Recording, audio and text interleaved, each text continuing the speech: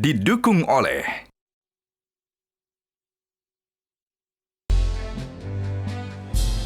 Iya, kembali di live event pemirsa. Seperti halnya agenda kenegaraan ketika di Istana Bogor, Gemma dan juga Pak Tirta ya, saat ini diajak jalan-jalan langsung untuk melihat seperti apa Istana Bogor. Dan juga tadi isinya kita sudah ada rusa juga ya di awal tadi, Gemma. Sudah berlari-larian di sekitar istana. Dan ini sepertinya Presiden Joko Widodo yang nyetir langsung mobilnya ya? Langsung. Waduh. Oh betul. Seperti biasa ya, selalu menyambut tamu dan langsung menyetir sendiri. Langsung Ibu Negara dan juga Permaisuri di belakang langsung diantar untuk diajak melihat seperti apa Istana Bogor dengan sejarah-sejarahnya, berbagai flora khas Indonesia yang memang di sini dibudidayakan dan dijaga preservasi di sini, semua diperlihatkan langsung dari Istana Bogor.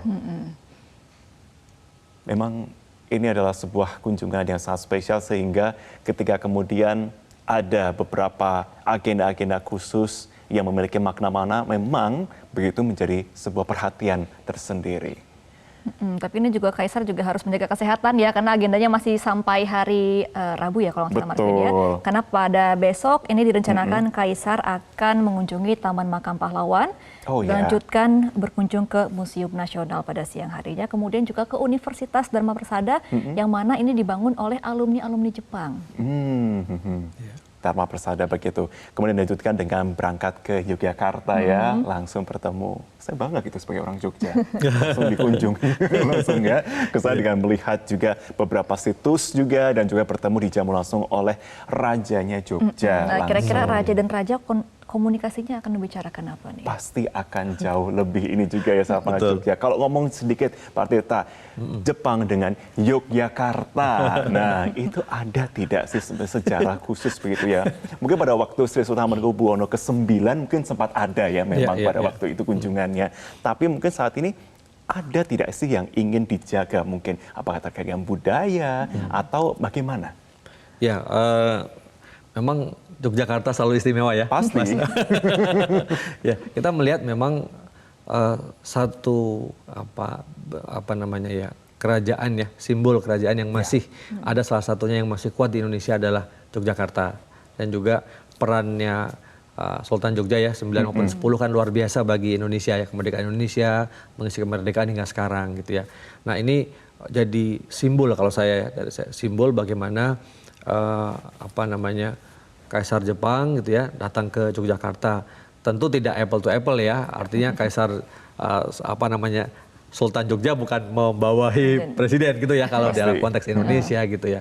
Tapi ini menunjukkan satu hal yang positif ya, bahwa Yogyakarta menjadi satu barometer ya, di sana ada kampus-kampus besar dan banyak kampus-kampus yang lain juga, dan juga banyak menjadi tujuan dari pelajar-pelajar Jepang maupun dosen-dosen ya, peneliti-peneliti Jepang tentang Jawa gitu ya, budaya-budaya Jawa banyak sekali. Itu saya kira itu menjadi hal yang penting. Selain kita lihat Jogja berkembang, ada airport baru dan juga jalan tol baru gitu ya, yang ini juga peluang bagi Jepang tentunya. Ya. Selain budayanya ya, ada Borobudur dan lain sebagainya. Karena sebagai seorang kaisar yang diperhatikan tentu hal-hal yang tadi saya sampaikan di depan, hal yang sifatnya lebih universal, bagaimana hubungan antara manusia, mewujudkan perdamaian gitu ya, sehingga itu yang menjadi tugas mulia beliau ya. Sedangkan tugas-tugas yang mungkin ekonomi, politik itu dipersilahkan oleh para perdana menteri atau menteri-menterinya gitu. Nah, ini pembedaan yang saya garis bawahi secara simbolik ya, sehingga kita mau manainya juga harus begitu. Tapi itu sinyal yang positif kalau sudah didatangi gitu ya, udah ada ini happy, senyum-senyum, gesturnya bagus tadi dengan Pak Presiden kita ini Pak Jokowi gitu ya. Ngeblend banget gitu kalau bahasa sekarang ya. Ini mesti harus dibaca nih oleh para investor nih. Nah, Pak Gito, begitu pertanyaan follow up saya kok begitu, ketika sudah sinyal positif, sinyal simbol kenegaraannya sih sudah happy begitu ya. Kaisar sudah sangat happy sekali. Apakah ini akan mempengaruhi untuk kemudian keputusan yang akan diambil oleh PM Jepang terkait dengan bagaimana kemudian investasi yang saat ini tengah berjalan akan dipropos di Indonesia? Ya, tentu justru menurut saya ini pintunya. Ya, kalau sudah ada kaisar yang masuk, kepala negaranya masuk dan happy, apalagi nanti kalau kita lihat ya konferensi persnya siang nanti juga positif, itu adalah karpet merah yang sudah digelar untuk Indonesia maupun sebaliknya. Dan juga memang tidak bisa sendiri.